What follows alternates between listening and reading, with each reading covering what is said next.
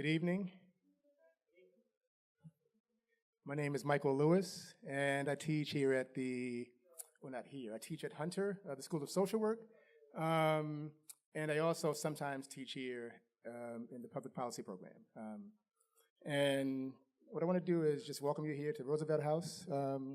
This is called Roosevelt House because Franklin Delano Roosevelt and Eleanor Roosevelt lived here back in the day, as they say.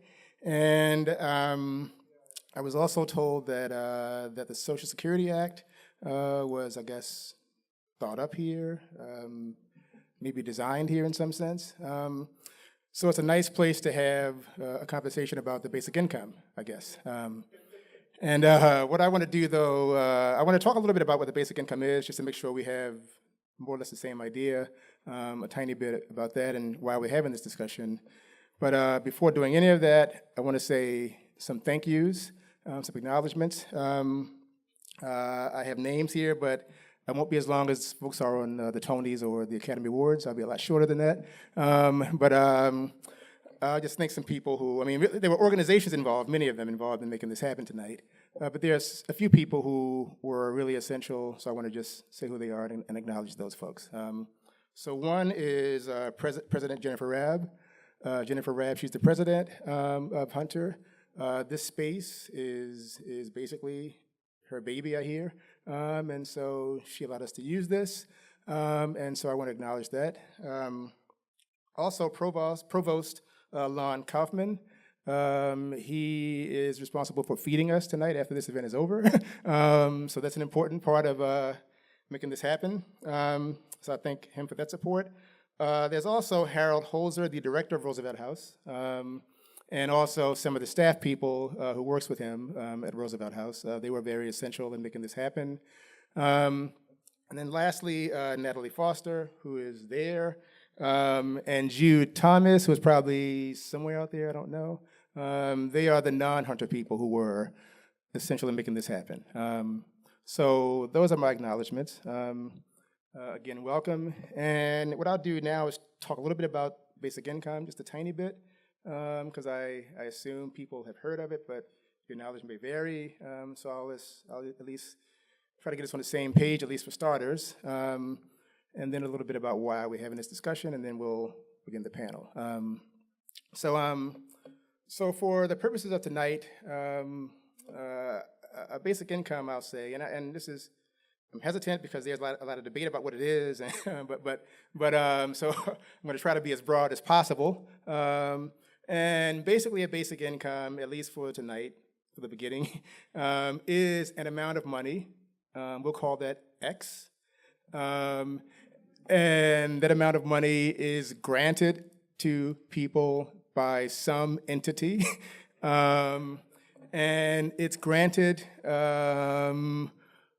Unconditionally, but even that's debated, but granted unconditionally, which means roughly that people don't have to work for the benefit, they don't have to have the right kind of family structure, whatever that means, behave in the right ways. Basically, it's seen as an income that one gets as a right of residence or citizenship along those lines, and that's about it. That's the basic idea.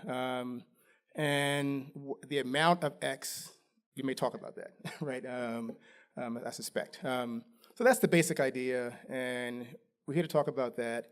And I think the reason for this discussion, the context, is, I mean, there are many reasons people discuss this idea and think it might be a good idea. But I think what's put it on the map in recent years, like 5, 6, 7 years, I guess, are concerns about changes in the job market. Some talk about the precariat, some talk about automation and robots, but however you think about it, there are concerns about the job market, changes in the job market, resulting in people being less secure economically, and that is sort of the main reason that this idea has been put on the map, I think, in recent years, although many of us have been talking about it for a long time before that. And I guess that may come up as well. So we know what a basic income is. We know that it's somehow tied, at least in most public discussions, to changes in economic activities, job market processes. I think I'll leave it at that for now because I had 5 minutes. And I'll turn it over to Natalie, who's going to be our moderator for the night. Natalie Foster is co-chair of the Economic Security Project, and she's also a fellow of the Aspen Institute. And so I'm going to be quiet now and go sit at the end, and Natalie's on. Thank you so much.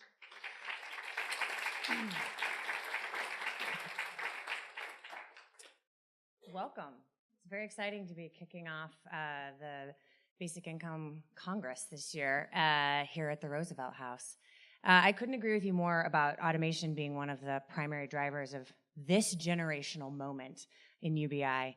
I also think the financialization of markets, the globalization, and of course the 40 years of wage stagnation where median household incomes haven't budged at all, despite the rising costs of healthcare, education, housing, all add up to a picture that says we are ready for some very big ideas. And I think if this election proved anything to me, it's that now is a moment for big ideas. So I'm thrilled to be here with this distinguished group and this great crowd talking about big ideas for this country. First, I have a question, which is, how many of you consider yourselves a basic income advocate today? So how many of you have been a basic income advocate for 3 years? I'm gonna keep your hands up if you are 5 years. Keep your hands up if you are 10 years. All right, so we still have a few. 15 years? Wow. 20 years? Wow. Now I'm actually I gotta go now. 25 years? 30 years? Wow, guys. 40 years? Who are you, good sir? Yes, all right. It's nice to see you.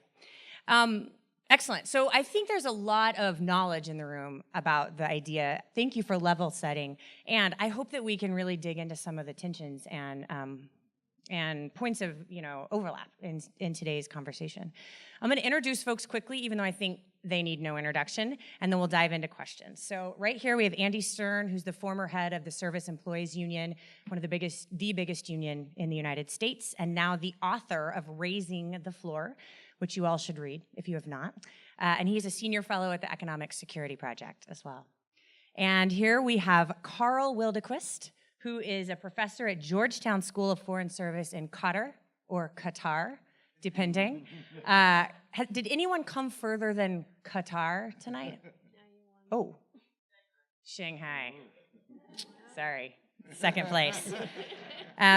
Carl, I'm sure many of you have read, if you don't already know, has written the paper, many of papers, but the paper on pilots in the United States, is currently the vice chair of the Basic Income Earth Network and is the co-founder of the US BIG, the Basic Income Group Network. And Diane is a social worker and has some fans. Diane Pagan is a social worker here in New York. She is the co-founder of the Basic Income Action, which is a new organization, and co-founder of the Basic Income NYC. Do we have any Basic Income NYC members in the house? A few of you? 3 of you? Welcome. Do we have any other New Yorkers who are not? You might want to talk to her. Great point. And last but not least, it would be a great excuse. Yes, is Michael Lewis, professor of social policy at Hunter College, also a co-founder of the US Basic Income Group. So a lot of knowledge on this panel. And what I want to do is start with Michael and come down. And how have you seen the movement change over the last 20 years? And when we get to Andy, I actually want you to look forward and tell us, and where do we need to be in the next 20 years? Okay. I think the main change I notice is that there seems to be a whole lot more people talking about it now than was the case 20 years ago, at least outside of a few academics at academic conferences. So it's much more out there in the world outside of academia than it used to be, based on my reading of it. So that's one change. And I think that's largely due to 2 things. One I mentioned, I think it's largely due to that. I mean, I don't know, maybe people disagree, but I think largely due to two things. One I mentioned already, which I'll come back to. But the other thing I didn't mention is I think was it Switzerland a few years ago? There was a referendum on the basic income, and I sort of like see that as a point where a lot of folks who I would mention the basic income to before that point, who hadn't heard of it before, all of a sudden had heard of it. So I think that's and I think I'm thinking mainly of students. I teach social policy and I try to appropriately when I can, without being too proselytizing, bring in the basic income, right? In those discussions, it's relevant to the courses I teach. And I often ask students, have they heard of it? And for many years, they had not. But starting with the Switzerland referendum, and then also with the attention paid to it on the part of Silicon Valley folks, right, and automation and those concerns, I think those two things sort of put it on the map in a way that it wasn't before, as far as I can tell, for better or for worse. But that's what I think has happened. So it's gone more, I'm not sure if it's exactly mainstream, but it's gone more mainstream. I think the attention has gone toward automation and those kinds of job market concerns, whereas many of us earlier had other reasons for supporting a basic income as well, which may come up. But I think it's become more public and much more focused on automation and will robots take our jobs, or the precariat. I mean, like sort of not so much robots taking our jobs or jobs just becoming less secure, more part-time, more contingent, things like that, but much more about job insecurity. And a lot of the other reasons people have for supporting it, I think, don't get as much attention as was the case among the smaller group who talked about it back 20 years ago. That answer your question, I hope? Absolutely. Yeah. Diane. So, is this on? So I would say that I got involved. Well, I'm a social worker, so I got involved by reading a book about the welfare system when I became frustrated with trying to help clients who were essentially they were just trying to make it while on public assistance.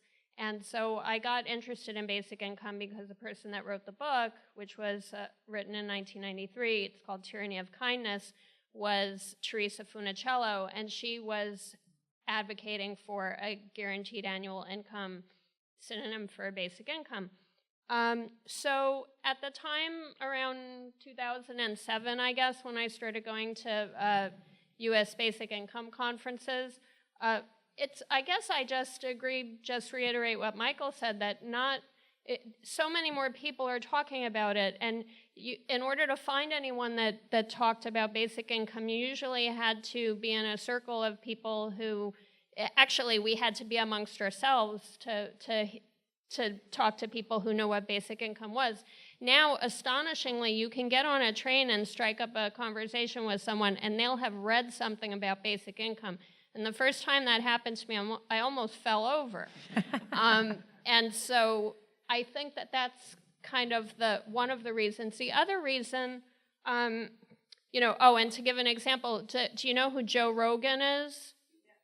He has a YouTube clip about basic income. Now, Joe Rogan is no academic, and he definitely is not a progressive, and he's talking about basic income, and he's a supporter. So, and if you got to go to YouTube and hear his shtick on it.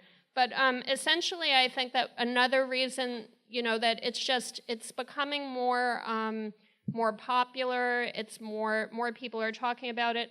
I also think that people are realizing that no one can create the jobs and solve the systemic unemployment. And I think that people just need it to have a chance to see that no one can solve it. And it's getting worse. And I think there was more faith 10 years ago. People weren't ready to give up the idea that some slickster couldn't come along and solve the problem in government or in private enterprise. And the final reason is because I think that some very wealthy people are now interested in basic income. And as a result, they have the resources to be able to if they believe in it, to get it out to the rest of us. So those are some of the reasons. Well, I was convinced by basic income in 1980, which I suppose gives me some credibility in the movement. Although then I'll tell you, well, it was Milton Friedman's television show where I learned about it, so all the credibility goes down the tube. But that was the most depressing time to become a basic income supporter, because now in the historical work I've done, I have a piece coming out pretty soon called Basic Income's Third Wave, where I'm looking at the waves of support it's had over the years. And I described that episode of that television show in 1980 as the last gasp of what was left of the second wave of the basic income. Because there was quite a bit of popularity for something guaranteed income or something very similar to it in the 60s and 70s, and it went downhill in the 70s. And Reagan and Thatcher just so changed the dialogue to make it, it's either the existing welfare state or we cut it. There's no replacement for 20 years. And it just got worse and worse, and basic income was so far out of the mainstream. Luckily, I was only 15, so I had to go through high school and college. And I was thinking, I barely talked about it. It was interesting in those days, in the 80s and 90s, in the U.S. anyway. It'd be interesting just to hear about somebody who was for it. Oh, that person's for basic income. How unusual. Much less meet someone. And then just about the time that Michael Lewis and I went to grad school together at City University of New York, me in economics and you in sociology, and we used to get together for breakfast once a week with another basic income supporting, well, as we learn later, fellow students. And we'd talk about politics and that. And one day we hit on that, well, what do you think, because we had a lot of disagreements. What do you think is like the next step? What does it think it would really be the next step to make this a better, to really improve this thing? We said, some form of guaranteed income. And we all agreed on that. And so Pam, who didn't end up, who was busy working on other things, didn't end up, she says, well, then we got to write a paper about it. And Michael and I wrote that paper. But then in those days, and then shortly after we wrote that paper, I learned that actually it had already been, the discussion of basic income had already been growing in Europe, really since the second wave ended. The third wave had in a minor way, began in Europe at about the same time in the early 80s, and that the Basic Income Earth Network was going to have a conference. It's been around for 12 years, and we had a conference in 1998, and I went, and that to be in a room full of people who supported basic income was such a novelty, that people support basic income. But in those days, so from 98, when we found them, until a few years ago, it was like being a part of a community. It was no longer, I felt like a voice in the wilderness for that first 16, 18 years. And then it was like being a part of community, which is kind of cool. I want to give a speech in Uruguay. Well, I'll call somebody in the community, and I get a speech set up, so I spoke in Uruguay. So there were some advantages, and people are doing cool things here and there, and more people are writing, and people are talking about it in more places. There was a new network opening up in a new country from time to time in various places, and it's spreading around, but it was in most countries it was not hitting the mainstream, so it never felt like a movement. It felt like a community or a cult of a cult. It had a cult following or something. It was I hope we're not going to become a cult, but then in the last few years, it's kind of the transition from being a community to being a movement, where not only is it regular to meet people who just support the idea, but people who are dedicating great amounts of time to it, to doing it. When, as most people are like, well, yeah, I wrote something about this about 10 years ago, oh, you're a big supporter, it's great. But now there's people just working full time. There's 2 people making full-length feature film documentaries that have interviewed me today. There's people that spent the last year working on one basic income project or another, and this is happening now all around the world, not just here, but there's more people probably doing it in Canada, at least per capita, and a whole bunch of places. Very active stuff in Europe, and even in Japan. A guy sold 20,000 copies of a book in Japanese on basic income. The big movement in Korea, Taiwan. of all places. So it's in the news. You have people talking about it.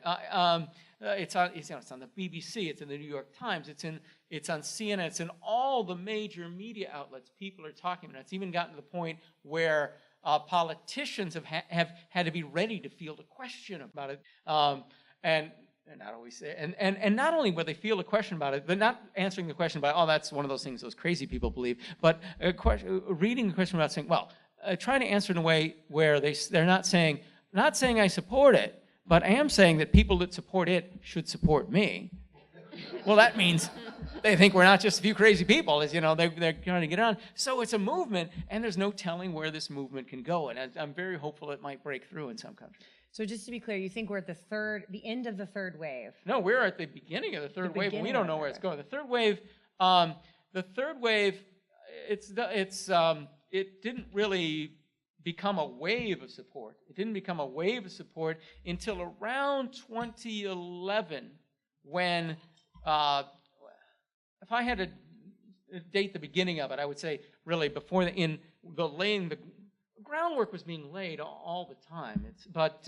But in 2006, Bishop Kamita from Namibia came to the BN Congress in South Africa, and he slammed his fist on the table and said, words, words, words. We need to do something. And now, of course, that happened all the time at basic income conferences, usually followed by somebody saying, okay, I've got a great idea. You guys should go work on it. But this guy actually had raised money and was starting a basic income pilot project in Namibia. And he was the Archbishop of the Lutheran Church in Namibia, so he could do it. Or was it the Anglican Church? Anyway, so that project brought some mainstream media attention, at least some countries. And then it was followed by another similar project and larger in India. And then there was a petition drive in Switzerland and a simultaneous one in the European Union. One of the people who led that movement is sitting right over there. And those things really gathered media attention to it. And since then, it's like an inflection point. So it was growing in a little way, but not growing enough that you could say, I see a wave of support. But it's turned into a growing wave gradually from 2011 until now, and it's grown every year since then. I was writing the news on it at that time, so I followed it very closely. I probably noticed this taking off before most people. I think some people have only noticed it take off in the last year. But that's building on something that's been exponential since 2001 and really growing in small ways since the early 80s. And there's no telling where this wave can go and how long it'll last. That's great. So, Andy, I think my question to you is, that's a very rosy picture in some ways. My parents in Colorado still have no idea what I work on, even though I try and explain every time. And probably, Google Trends are up, it's true. But if you look at, Katy Perry and Witness or any other search term, it's probably a fraction of the bit. And so I guess my question to you is, where do you think we are in the wave, and where do we need to be? What is the inflection point that could shift this from an idea that increasingly less numbers of crazy people, or more numbers of crazy people are interested in, to something that is truly mainstream? Yeah. I mean that tongue in cheek. No, but fair enough. Thank you for that. You're right. So, first of all, I would just say that in a world that I come from where we honor seniority, I want to honor all the people that have kept this idea not just alive, but growing into the third wave. I'm a third waver. Well, thank you for helping it go mainstream with your book. That's right.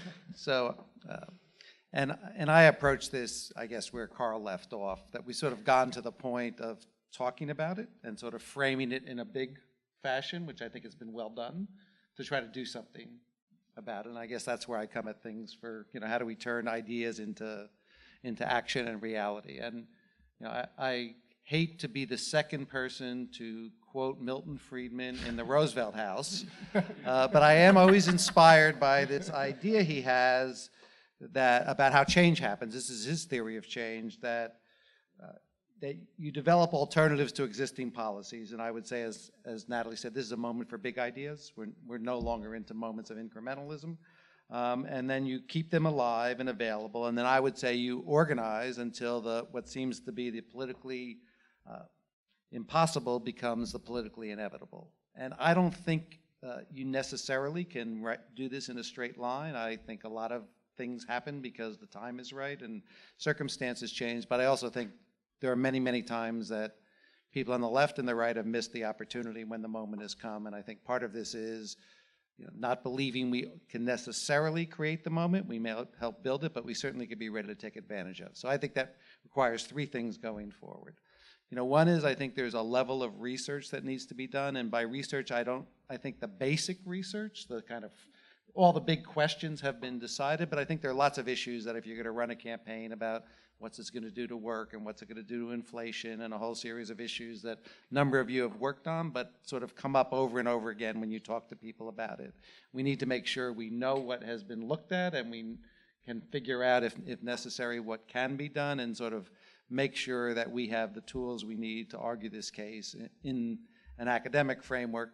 But probably more importantly, I think we don't have the tools yet to argue this in a kind of mainstream framework. I think our terminology, universal basic income, probably is not the best word. Basic income, guaranteed income, I don't think we know. Many of us have sort of watched focus groups recently and understand we are not talking to people in a language that allows them to hear. We're not using examples that allow them to hear and debate with us because they filter into old things like welfare and things about people not working and getting money. And so I think there's a lot of research that needs to be done about how to take an idea that we all don't necessarily agree exactly, but how to talk about it in a way that people can hear you and debate with you without taking you down a rabbit hole of ideas that have existed for a long time. So one is a broad sense of research.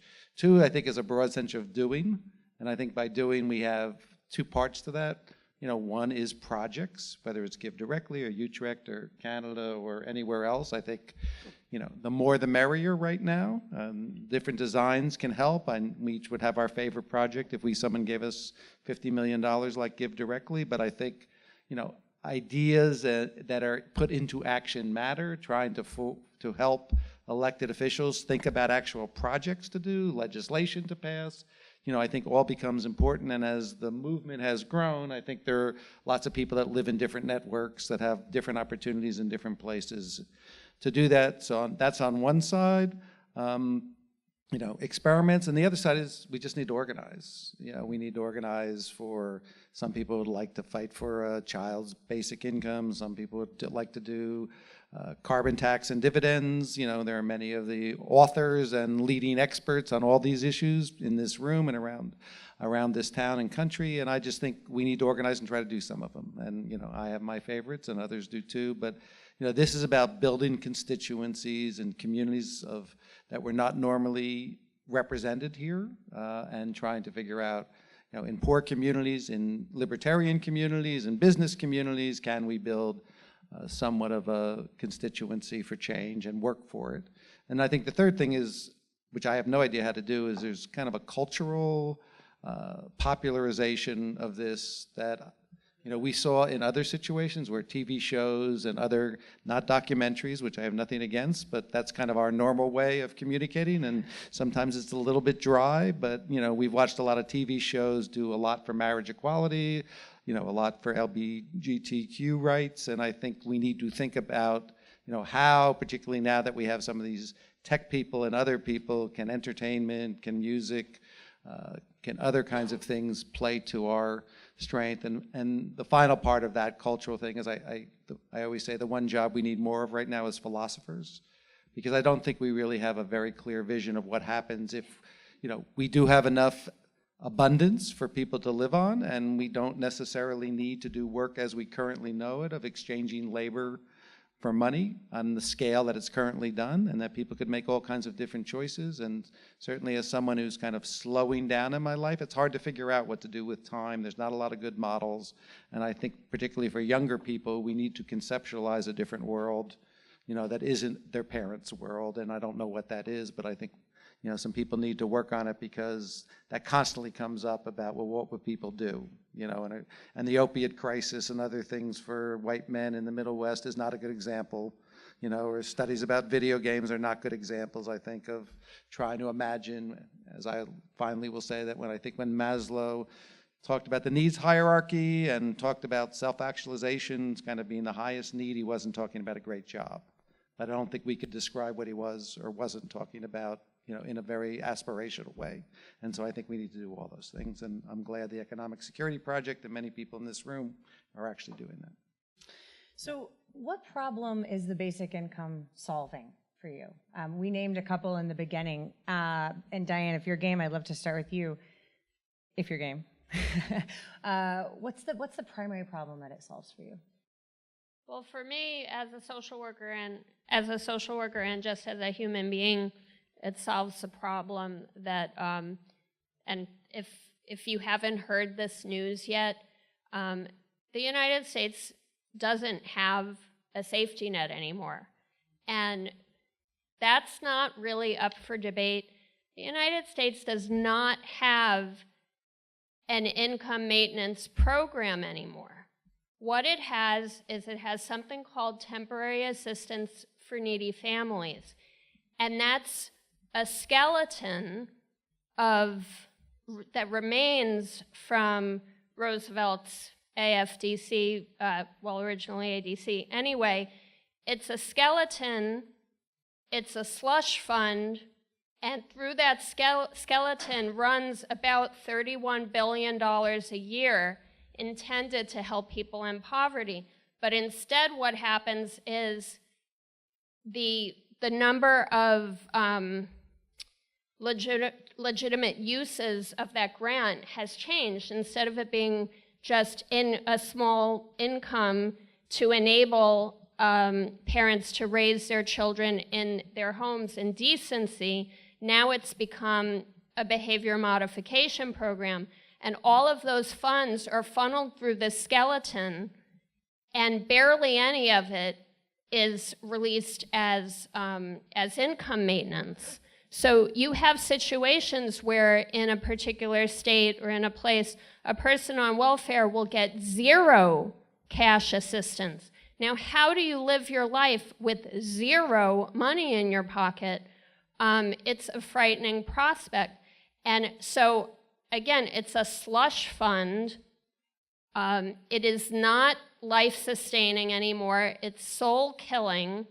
There are lots of people trapped in it, particularly women, who are doing unpaid labor that ironically is worth a lot of money, plus their children. So this is a crisis that very few Americans are aware of popularly. It doesn't appear in the media much. And people talk about fixing welfare, but honestly, there's nothing to fix. I mean, the only way that you can fix it is to implode it at this point and get a basic income. Because what's happened is that there's so much money going toward the behavior modification of poor people and so little going toward cash assistance that it's essentially generating new problems, new social problems, opioid addiction, hopelessness, child neglect, homelessness, that then cost more money. So for me, the most important thing is that people have to have in a modern society that you have to have access to cash to live. And if you don't believe it, become unemployed for a year with no savings, because I've been there, and you'll be stealing sandwiches from Pret at 42nd across from Bryant Park, just like I did. And I hope they don't come and arrest me after the fact. But it's just, you learn a lot about having no money after you've had about without it. I learned more about being a social worker and being in poverty by being unemployed for about 18 months than I ever learned as a social worker. I mean, I learned a lot as a social worker, but it really brought it home for me. The logistics of not being able to get from 10 a.m. How do I get from 10 a.m. to 4 p.m. because my job interview is at 4 p.m. and I've got no money? Stuff like that. So anyway, I think that for me, the primary thing is we have to wake up and we have to insist, when you see people who are destitute on the street, don't kid yourself. There is no system to disperse cash to them. It's not true, and we have to insist that on a better system than what we have and stop spending all of this money on behavior modification.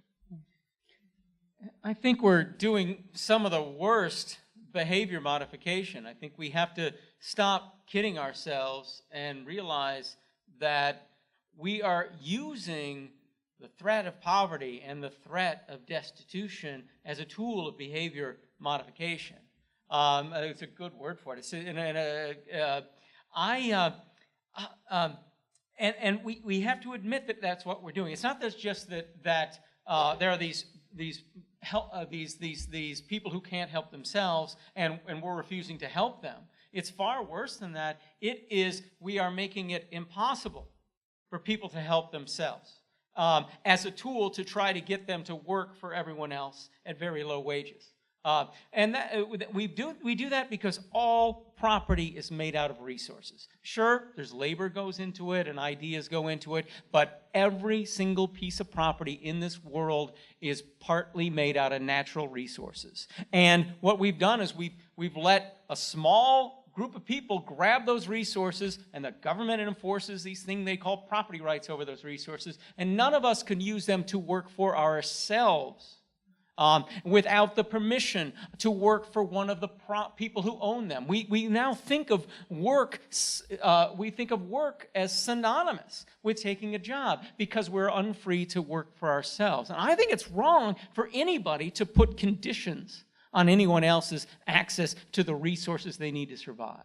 And we do this because we've so, as a polity, not every individual, but as a polity, we've so convinced ourselves that it is the right and the responsibility for prosperous people to tell the poor what to do.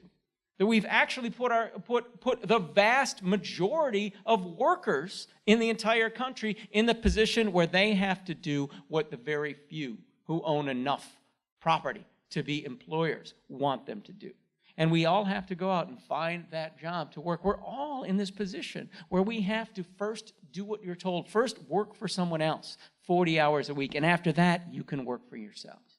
And basic income is the solution to that problem. It's access to resources that you can use to work for yourself, not work for someone else. And we need to rethink the way that we have let this idea that a job is synonymous with work. It's absolutely wrong. I'd love to dig into that maybe with our labor leader because, Jared Bernstein wrote a op-ed recently about the growing Democratic consensus and, of course, mentioned a jobs guarantee in it. And I've heard you say, Andy, when you sat down to write your book, you thought it was going to be about a jobs guarantee. And I think, as I look on the horizon, that is something that many on the left say is sort of the other utopian pole, that everyone in this country could have a job if they want it, and the government would guarantee that. So talk to us about how you shifted to UBI and your current thoughts on that binary. One is that, I do think work matters in my life, but that's a little bit different than deciding it's going to matter in everybody else's life, particularly given that I had a quite lovely job and lots of other people have quite different jobs, the people I represented in particular.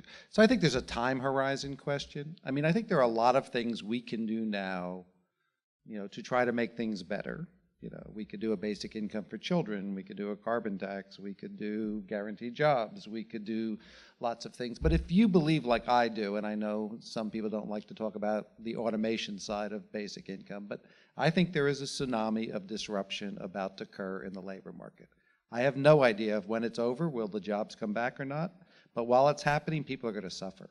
And people are suffering already, and now we're going to have another disruption on top of what has clearly been a pretty difficult time for people that work in the middle class in this country. And so I sat down and I said, okay, so if we lose 30 million jobs, can someone explain to me where the 30 million jobs come? And people will say, because this is kind of basic, without research, off the top of the head thinking, first we do infrastructure. In most people's mind, that's what white guys do. right? They do infrastructure. Then we do caring, child care and home care. And of course, that's women and people of color, and probably they don't pay as much to do those jobs, so we're just going to perpetuate a system we already have of sort of dividing people into categories by race and gender, you know, and having the guys make more because somehow they're supposed to make more. And so you just kind of then try to keep thinking, well, where do we go? And I ended up by saying to many audiences that when your college-educated son is ready to change my feeding tube for his guaranteed job, like, let's talk about it. But I don't think that's the world. Or would you like to give your kid a real choice about having his own choices about what he does, of having a basic income, and making a different set of choices? So for me, the scale is going to come far too great because the kind of jobs and the kind of government intervention we're going to have to end up with is so massive and so impossible to imagine. I started off as a welfare worker. It takes a lot of bureaucracy to actually oppress people, right? It takes a lot of bureaucracy actually to create guaranteed jobs, and I have seen nothing yet, and I'm looking forward to seeing it, that says that the scale of jobs that could be fulfilling, that people would like to do, that isn't going to perpetuate the race, gender, class distinctions we've had in this country. Michael, I'm going to ask you the math question, all right, if you're game. So if you were president today, would you actually right now implement a universal basic income in the way it's currently conceived, which is, you know, by my rough math, $1,000 a month per person at 250 million adults, so $3 trillion roughly. When I think the entire U.S. budget was roughly 3.8 trillion. So if you were president, would you actually enact it now, or how would you ramp, or would you ramp up to it, and how would you do that? I'm probably going to disappoint basic income supporters, but I'm not sure I would enact it now. And the reason is this. You asked earlier about what problem does basic income solve? And I think it solves economic insecurity. And I think those who are most economically insecure are poor people, right? And so I would want to have a better sense of how moving from what we have now to a universal basic income would affect the least well-off, right? Because I'm a social worker, like Diane. I'm a teacher at a social work school, and I came to the basic income. It's changed over the years, but I came to this as someone concerned about poverty and welfare, a lot like Diane, and so I would have to look at this and see how can we do this in a way that creates a universal basic income, but doesn't, and also at the same time make things worse for poor, because you got to pay for that somehow. And so would universalism take from the poor? Now I don't know if it would. So I would try to look at that, right? I mean, and it depends on how you finance it. It would depend on what programs could be perhaps scaled back or dispensed with completely if we move to this system, right? I mean, there are probably some programs we may not need if we move to a basic income. I'm thinking maybe food stamps, perhaps, maybe TANF. So I would want to figure out if there's a way to do this and hold the least well-off harmless. There may be, but I don't know if today there is. You asked me today, right? About today. I definitely think there's a way to do it. Well, if you're right, then I'm going to say I would do it. So you would help me. Okay. You're right. He's your chief economic advisor right here. There you go. So I've done some looking into the cost issue. That thing I read? Yeah. Yeah. Okay. All right. Yeah. I've done some looking into the cost issue recently, and the cost of basic income is often vastly overstated. And actually, the way you stated it just now was that very overstatement. You just say, well, the basic income's one for everybody. Let's multiply that by the population, and that tells you how many basic incomes we're paying out, so we call that the cost of basic income. Well, you could call that the gross cost of basic income, but it is not a cost in any meaningful sense.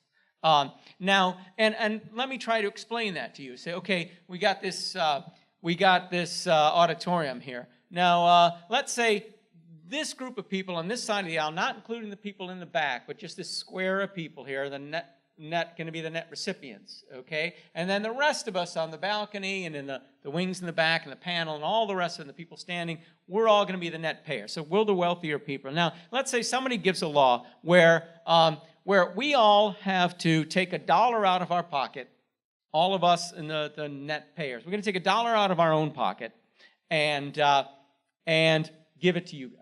Now, how much is that going to cost us? Well, you got to count what's going from us to you, and that'll tell you what it costs. And of course, every dollar that comes out of it's going to you. But if you say, okay, now the government, okay, we've done that. Now what we want you to do is we want all of you to take another dollar out of your pocket and give it to yourself. Okay, now how much is that going to cost you? How much more? That second program where we all, and there's many more of us. Remember, the back is included, the front, the side, all the top, all those more people are going to include. How much more does that cost you? How much less do you have in your wallet when you leave? Because we've chosen the more expensive program. Nothing more. That is the net cost of basic income. When you understand that most of it is raising taxes and then giving money back to the very same people, then you realize that the cost is much lower. And so the gross cost, I've calculated, very often overstates the real net redistributive effect, the real cost of basic income by any amount, any conceivable amount, depending on how you structure the program. But what I've looked into looks at it as being the different models I've looked into look at it as overstating it by in the range of 3 to 6 times, probably 6 times that overstates the cost. And you could, if you wanted to create a basic income of $12,000 for a person and $6,000 for a child, and not cancel anything, but also not cancel the existing taxes, which would have a lot of side effects. So this isn't really necessarily the way you'd want to do it, but you could save money by replacing a few other entitlements, and then it would cost money if you wanted to get rid of some other taxes as well. But if you just did it without changing anything else, it would cost $539 billion a year. Now, that is 1/4 of what we're spending on transfers right now. Well, half of those transfers are for health insurance, so you can't really replace those. But if you can replace 1/4 of the cash ones, well, then that's going to cut the cost of this from $539 billion a year to whatever half of 500, 258.5 or whatever, 259.5. Anyway, quite a bit less. And I'm sure that there is room, and we can afford that for a program that means none of us will ever fear poverty. We can afford that, and I'm sure we can afford to do that even if we only replace other things on a hold harmless basis where no one is worse off. I think Carl is right. If we focus on like a static estimate of the cost, right? I mean, like we don't, and so I think Carl is. Cause I read the paper he's talking about. I read that. Yeah, that's the one. And yeah, so I think he's right about that.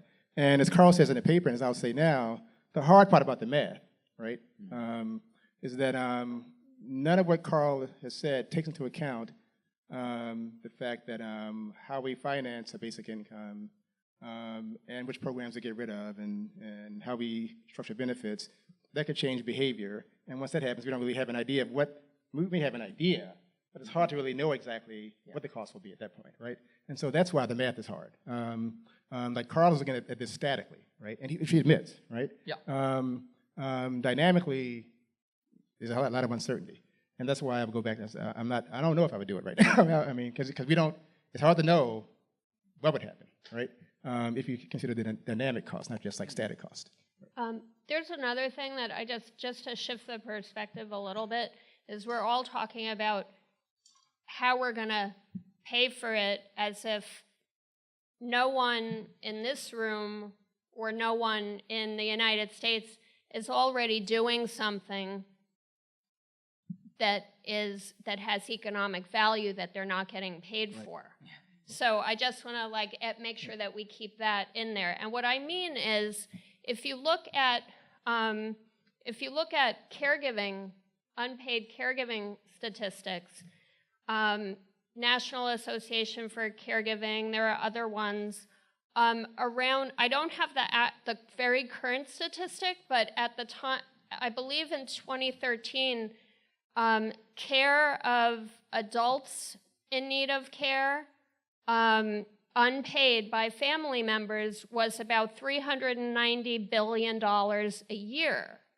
Now, you can't replace, in terms of labor, even if you want it, if all those people were to throw up their hands, because it is pretty tough to take care of people, if all of those people were to throw up their hands tomorrow, all those family members who are not getting paid, and said, hey, this is too much, and I'm not getting paid, I need to go out and get a paid job, you would have total mayhem, because there's no way that labor could be replaced with waged workers, no matter how little you paid them and how poorly and all of that.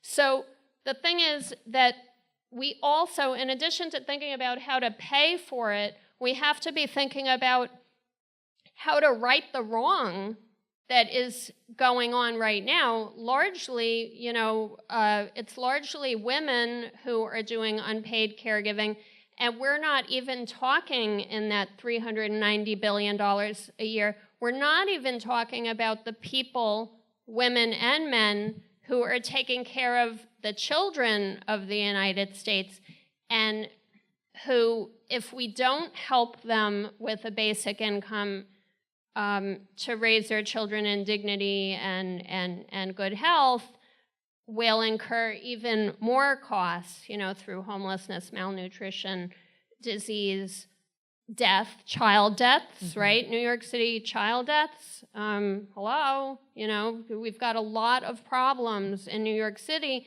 and when you see these child deaths, don't believe it that this is just a random act of some wayward parent. This is years and years of grinding poverty that break down people and affect their parenting and whatnot. So in terms of, I don't like to think, even though I know it's really important, it's important to know how you're gonna, sell a basic income, but I think it's really important to understand that we also have to be saying, well, hey, all these people that are doing so much good for the United States and taking care of all of the elderly people, and, the baby boomers are getting older, and the strain on the system and all of that, those people, we have to give them a way to sustain a reasonable quality of life, or they don't have any legal responsibility to give care or to fix your tube. They could walk away, and we don't want that. So how about we think about paying the $390 billion to all of these Americans that are doing this work? Got it. Yeah. So Carl, I have one more question. I'll start with you, and then anyone else can answer, and then we're going to open it up to you all. What country do you think will get there first? When you look at the world, obviously lots of pilots are happening. Who do you think has the shot at sort of figuring out the third wave of basic income policy?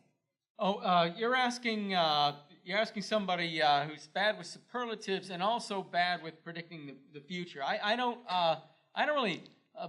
really believe in predicting the future. I think most of the people that go around predicting financial markets and predicting political trends, they're all just guessing. And we always think there's always somebody out there we think is a genius because this person has been right 5 times in a row. Well, okay, they got lucky 5 times in a row. Then they're going to say they make their next outlandish prediction. No, wow, that person was an idiot. And then there's this other guy. He's been right 5 times. Okay, but what's your prediction? So I don't know. But there's a lot of, and it's really hard to tell because the way it's growing in different ways. There's a lot of exciting stuff happening in Canada right now, where it's making real political inroads, as well as getting where it's getting a groundswell of support, but also in Finland. And in Iceland, there is a great deal of support for it. And Finland and Iceland, I think, are well placed because they already have a very well-developed welfare system that could be transformed into a basic income system fairly easily. But then you also have movements for it in lesser developed countries. Namibia, the man that I spoke of, former Archbishop Kamita, is now the Minister of Poverty in government, in the Namibian government, so it wouldn't surprise me if it happened in Namibia. There's a major second pilot project getting underway in India, and you think, well, these countries, how can they do it? They can't afford it. It's true that they can afford much less than we can, but most of them have much greater inequality than we do. So they've got a bigger tax base to draw on that's undertaxed. So they can do a lot more tax. And a tiny basic income in lower income countries goes a long way. And 50 cents a day can make a real difference to people living in Namibia, and that's been shown by the pilot project they had. So having it there, I think, is a real possibility. Having it in Finland is a real possibility. So Canada, who knows? Norway. Say more. I think they're going to watch what happens. They have a sovereign wealth fund. They have a lot of social coherence in the country. They have natural resources they could possibly give a dividend from. So I think they're going to watch and then act. Any other non-predictions? I have no idea. No idea, yeah. Great. Yeah. Iran? Well, they did have one. did, and then they did very, very briefly, and then they let inflation pretty much destroy it, and so yeah, it's hard to count that one. Right, but there was that headline recently about how it didn't actually impact their labor force, which is a big question a lot of people have. So a lot of folks, this is the first time I've run a panel that actually filled up over the course of the hour. So we're now at a full house, very exciting. What questions do folks have? We'll go right here.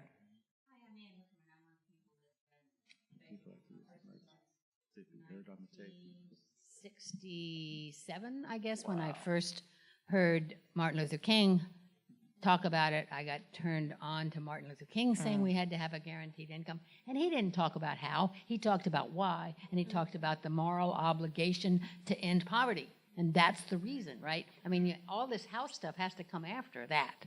Okay? So I think it's really important to look back to the beginning in this country. Anyway, I don't know about the history in other countries, about why people got into it, why a lot of the leadership for it, guaranteed income initially, came from poor women themselves, organized.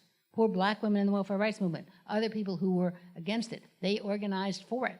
And then when it was turned into something not what they wanted and something about how they would figure out what the money would be and where it would go, they turned against it. And a lot of the rest of us went along with them because they were right.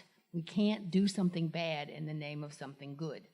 And our obligation this time, if we want a basic income, from the first level to second level or whatever wage it is, to say, how are we going to do it right? And what it means right means not hurting anybody who's poor today. And that poor today, it doesn't mean worrying about where welfare checks are, because they're not giving them, as Diane says. But it means not hurting the poor people, finding leadership from the people who are themselves poor or have been poor, and not thinking that any of us, me included, really know, because we're not there, even though we might have been and we can be good, but we're not the ones, all right? So I think for us to talk about the how and the logistics of how we'll get there is, as Diane said, it's like jumping way ahead of ourselves, because when you talk to the person on the street, when you talk on the bus, I've retired now, so I don't even get to talk to my students, they don't want to ask about how. They want to hear about why. I mean, why would we, what will that be? We can't give people money. Yeah. And if you can't talk about that with people, it doesn't matter what system you try to create. No, it's a great point. Do folks want to comment? And then if you could just hand the mic right behind you, there, we'll do that question next. Mr. President. If I understood Anchor, hi Ann, if I understood you correctly, I'm not sure I completely agree, if I correctly understood you, right? I mean, when 20 years ago when I started this, I said exactly what you said. I said, you know, we shouldn't really care about like, you know, how to pay for it and all that kind of stuff. You know, it's about principle, it's about moral. But it seems to me that one consequence of having the idea go, I'm not sure if it's mainstream, but to having the idea go a bit, I guess, more toward the mainstream, is that people do ask me a lot about how you're going to pay for it. And they ask me that all the time. Students ask me that. People I talk to who are, I don't train that much, but typically students or colleagues. I mean, so once the idea gets out there in the world, I think, in my experience, people do want to know that question, right? And I don't think we can, like, avoid that. I mean, I think you're right, and we got to find some way to, like, as we discuss the how to do it and how to pay for it and things like that, still stay with the morality of it. But I don't think we can just ignore that. I mean, again, I felt that way 20 years ago. I don't now. Yeah, Well, actually, well, you made your point, and it was a great point.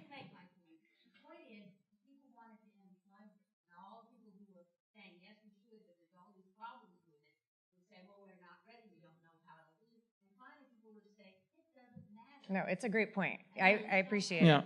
Carl? Well, I think you're both. I'm right. against slavery. I think you're both right. I think you're both right. Is that I think we have a basic income is overdue, and it has been overdue since the first colonialist went to the first hunter-gatherer and says, "I'm closing the periphery. You all have to work here in my irrigation project because I'm the chief."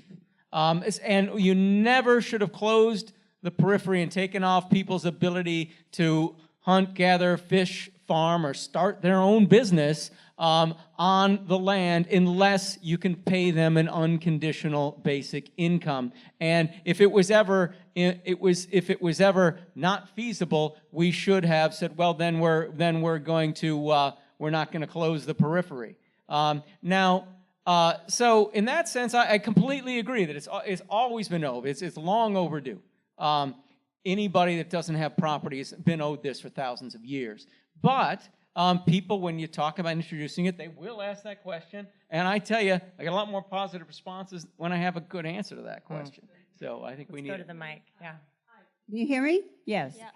I'm Rita Henley Jensen, the founder of the Jane Crow Project, and I'm very interested in what you had to say. However, you, except Andy, ignored the impact of gender and race and their powerful belief systems that get in the way of any discussion. Yesterday, I was at the Library of Congress looking up the congressional record discussion of the 1935 Social Security Act, in which most people in this room know that domestic workers and agricultural workers were excluded. Black women were excluded from the mother's pensions. You could spend an entire book, and maybe you are, on the exclusion of government benefits to women of color and men of color. And the second point, thank you, Andy. The second point I would like to raise is that TANF actually raises income for the very wealthy. It raises money. And if you look into the history of why Walmart supported welfare reform and why ALEC designed it. Does everybody know what ALEC is? Yeah. Okay. Why they designed it was to increase the wealthy of the landowners and not to understand the impact on wages that TANF and welfare have is only half the understanding. All right, so thank you for that. I would love to hear your thoughts on race and gender and how it plays out with a basic income, a universal basic income. And I think the wages question is also important. Who wants to take that? You want to start, Michael? Yeah, sure. I think the race and gender question probably connects to where I started out, talking about automation and things like that. Bear with me; you'll see the connection. I think. I think that that a large part of why we currently have the system we have which I think is oppressive and unfair and unjust in many ways, is because I think a lot of people still think that social welfare is about poor black people. And I think as long as they think that social welfare is about poor black people, it's going to be very hard for us to move in another direction. I think I'm sort of ambivalent about the automation discussion about basic income. I mean, I am ambivalent and have my issues with it. But I think that one thing that it may be doing is convincing white folks that they might be in trouble too, given the economic changes, given the insecurities caused by globalization and economic change, they may be in trouble too. And I think that in a country that is so devoted to the work ethic and so racist, for a basic income to happen, it might require a lot of white folks to think that they're screwed by robots too. And it's not just the lazy black people who need help, it may be us as well. I think that may be the connection, I think. That's interesting. So automation can do for social welfare what prescription opioids are doing for Very drug similar, I think. treatment. Very similar, yeah. I think maybe, yeah. Interesting. Interesting. Kate, do you want to just choose people and then we can go to the mic? Great. Hi, yes, good evening. My name is Maria Teresa. I'm part of Safety Net. I'm a Safety Net activist at Urban Justice Center. Good evening, everybody. Good evening. I just want to say, I want this to get started as of now, because I don't like what's going on. So we need to be on the bottom of this as far as basic income is concerned, because I've been going to the meetings. I find it very interesting, but at the same time, we need to start this right away, because we got a corruption president in office right now. I'm getting kind of concerned about that, because if we want things to get better, we have to go to DC. I'm just bringing it out there to y'all, because we could have conferences after conference. It's good to have conferences, because I learn a lot from it, but we need to work on it now before things escalate. And it's already escalating right now with the president that we have now. It sucks. And I just want to bring that to the table. As far as I'm concerned, we need to organize this right away, because I can't wait another year, another 2 years for this basic income. I need it now.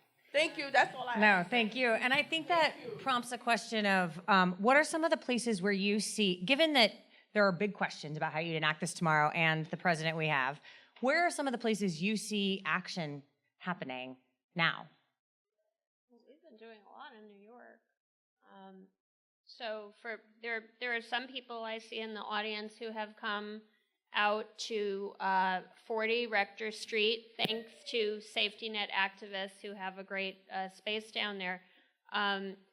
We've been hosting a monthly since March. We had March, April, May, we had basic income movie nights. And we've been getting people totally new to basic income, plus, you know, we get a really nice cross-section. We get people who really need the basic income who are on temporary assistance for needy families. We get people who are interested in the automation aspect of it. We get all kinds of people down there. So we've been doing that in New York City. We also, last year, we did a video with Jude Thomas. We did a video where we went to Brooklyn to where the courts are, and we asked random people, what would you do with your basic income? We posted that on our Facebook page. We've been doing a lot in New York City, you know, we've really made a really great connection with people on public assistance. So yeah, and we've been reaching out to some elected officials in the city council, and, you know, kind of like watering the garden, so to speak. You know, it's kind of like, what do they say? Dripping water hollows out a stone. You know, it's better to do it that way, little by little. You know, there are people in other parts of the country who are gonna implement starting up a movie night, you know, to make it kind of more friendly and accessible. It is true, we have to spread the word, we have to do activism, you know. Yeah, Absolutely. I see a lot of energy here, so let's keep our answers tight. Michael, you want to talk, then No, Carl. I'm not, no. Are you sure? No, sure, yeah. Yep. Obviously, everybody's got to work in their own way on different things. One of the strengths of this wave of support right now is it's coming from so many different quarters. We got people from welfare activists to tech billionaires. We've got a climate change activists in their tax and dividend program, and we've got people who are into cryptocurrency, and that's not even the fashionable word anymore, and so many other groups I don't have time to mention. This is one of the things that brings people from different quarters into it, but it's also something that keeps us from getting relegated to cult status, because it's a movement that crosses many things that people different have. And just to see all these people working in their own different ways, and yeah, we need activists, and we have activists. There are activists turning on to this idea and bringing people out. So I have great optimism that we're working in the right ways. Talk to But people. one of the things I hear in your question too is, yes, there's energy, clearly, but what is it being channeled into? What campaigns are happening? And I would just point to 3 places I think are interesting. One is in Washington, D.C., where there's an active campaign, like you said, to put a price on carbon and distribute the dividends to all the residents of D.C. They just launched it. They had a very diverse, included labor and faith and others to launch the campaign. Peter Barnes, who's here, has written a book on it. If you haven't read it, you all should. But how interesting would it be to have dozens of those replicated across the country? And I'm also hearing a lot more energy around the earned income tax credit, which is one of the moments where there's a great transfer of wealth from government to people who need it, and expanding the earned income tax credit, really redefining the definition of work that's within the EITC so it gets at some of your caregiving, unpaid caregiving concerns. So I think of those as down payments on the bigger idea. Kate, to the mic. Great. I'm interested in this idea of a social movement, which I think is something different than basic income entering popular culture. A social movement has to do with certain kinds of organizing, certain kind of interaction. And I'm from Canada, and I would take it as a kind of counter case, because when I see organizing, I see much more, even among poverty advocates, for a $15 minimum wage than I do for basic income. Basic income is more of an idea that can help governments in trouble, like the Ontario government, to get out of trouble. Nationally in Canada, the federal government is developing a poverty reduction strategy. The term basic income is nowhere in that discussion, and no movement has been able to put it in the discussion. So I'm really interested in this idea that in the US, it has become more than a feature of popular culture, an actual social movement. I'm going to interject myself in the queue momentarily and point out that we have 10 minutes left, so please be mindful of that when addressing the questions. Thank you. Michael. I think if you think about your question in a different way, there's a lot of discussion right now about healthcare. And I think that I think that part of the reason Republicans are having a harder time, I guess, than they thought they might, right? Trying to alter the healthcare system is that people, I think, have come to, I guess, they are approaching the idea that healthcare is a right, a basic right of security in some sense.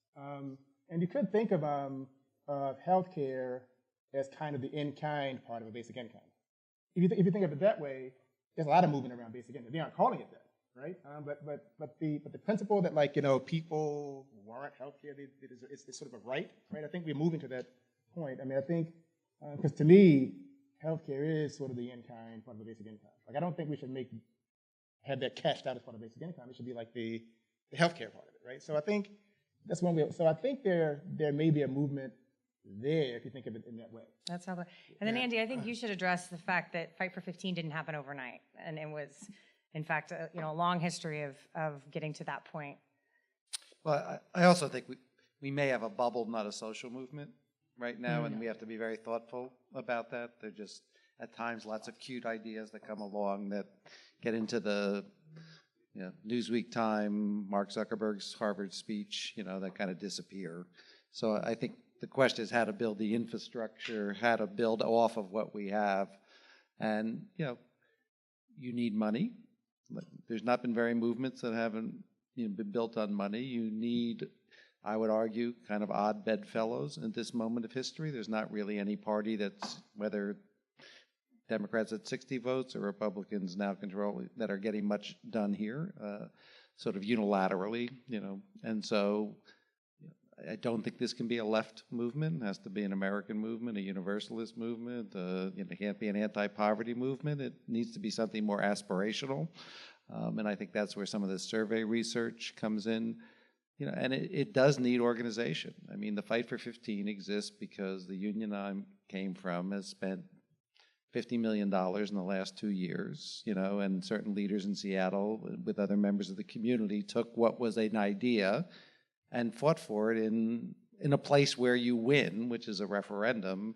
So more conferences are good, more meetings are good, movie nights are good. I'm all for those things, but eventually you have to get into a fight in the public sphere for something, and see if you can win it. Well, that's great. Let's go to, great. Hello.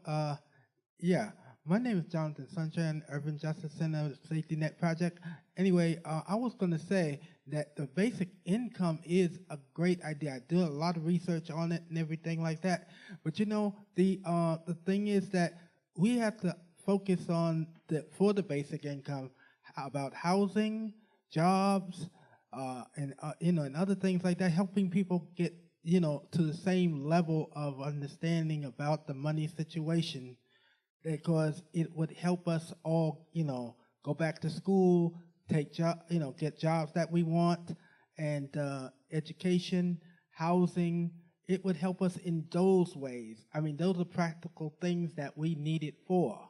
And the idea, it would not be to cut any vital services, but you could keep that. But it's designed as a safety net to keep people from falling back into poverty and homelessness and everything else. We got to take care of those problems too. And that's one of the things that the basic income could help us do if you raise it to a acceptable level where everybody would get it and nobody either lose a job or lose vital services. Right. Thank you. That's helpful. Kate, let's do a round of maybe 3 comments, and then we can do closing remarks, and you can address whichever comment or question you prefer to the panelists.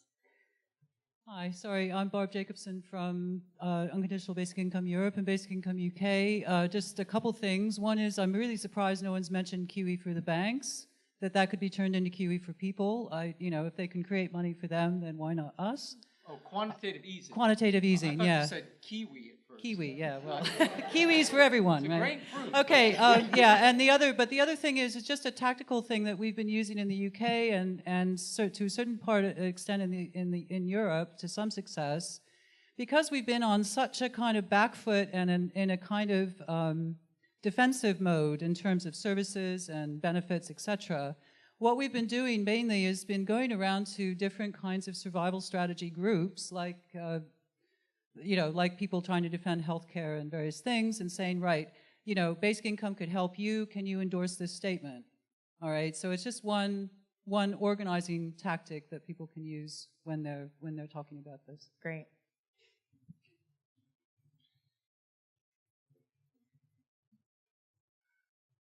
I just can't help but look at the people on the wall here, Mr. Roosevelt and his wife, and the fact that it was her who helped to create the Universal Declaration of Human Rights, which is very clear on an adequate standard of living. And even though the US didn't actually sign it, many, many countries did, and it is a principle that came out of this country. And I remember the Economic Human Rights Campaign in this country of poor people. And one of the things that was really interesting about it was their effort to cross the race and gender lines and everything else and recognize that there's more poor white people in the United States than there are poor people of color. And I guess I would just like to see us remember to frame it within human rights language, because that's not something we have to invent. That's something that, many conservatives can get along with, because that's been around for a very long time.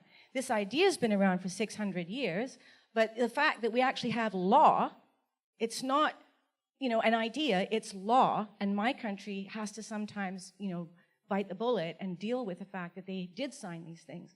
And I think we find that most of the countries that we've been talking about have signed these treaties. So if we great. can remember that it is an economic human right, and it's very, very clear, and what he said was freedom from want, right?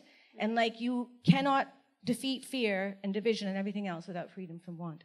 So the why and the how are connected in this I'm case. going to wrap up there because it's between us and the wine at this point. So one more comment, and then we're going to do closing remarks from the panelists, and then we'll head upstairs to wine and food, where this conversation can continue. My name is Chandrakant Pancholi, and I see that you have described the situation and what the needs are.